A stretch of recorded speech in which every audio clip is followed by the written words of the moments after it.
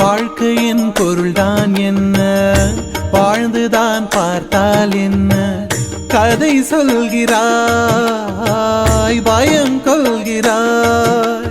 காலை சூரியனின் ஆதிக்கமா ஆடும் பறவைகளும் போதிக்குமா, காலை சூரியனின் ஆதிக்கமா ஆடும் பறவைகளும் போதிக்குமா.